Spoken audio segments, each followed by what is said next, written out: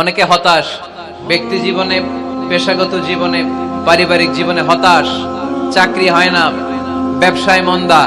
মুমিন কখনো আল্লাহর রহমত থেকে নিরাশ হয় না। হ্যাঁ, মুমিনের জীবনে বিপদ আসে, ক্রাইসিস আসে, সংকট আসে। বিপদ নাই, সমস্যা নাই, পেরেশানি নাই, এরকম জীবন কারো আছে? কেউ দাঁড়ায় বলতে পারবেন হুজুর আমার জীবনে কোনো বিপদ নাই, কোনো সমস্যা নাই? কেউ বলতে পারবেন? বিপদ, পরীক্ষা আল্লাহ আমাদেরকে দেয় পরীক্ষা করবার জন্য, ঠিক কিনা? বিপদ আল্লাহ আমাদেরকে দেয় আমাদের কোমরগুলোকে সোজা করবার জন্য, আমাদের পায়ের নিচের মাটিকে শক্ত করবার জন্য, প্রতিকূল পরিবেশে নিজের অবস্থানকে শক্তভাবে জানান দেওয়ার জন্য। চিল্লায় বলেন ঠিক কিনা? আমরা কখনো নিরাশ হই না, আমরা হতাশ হই না, আমরা ভরসা রাখি একজনের উপর, তিনি কে? আমরা জানি রাত যত গভীর হয় অন্ধকার তমানিসা ভেদ করে সুবহে সাদিক হয়।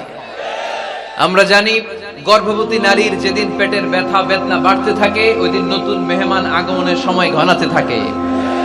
আমরা জানি বিশ্বাসীদের জীবনে কষ্ট, দুঃখ, যন্ত্রণা, পরীক্ষা যত বাড়তে থাকে সুখের দিন কাছে আসতে থাকে। চিল্লায় বলো ঠিক কিনা?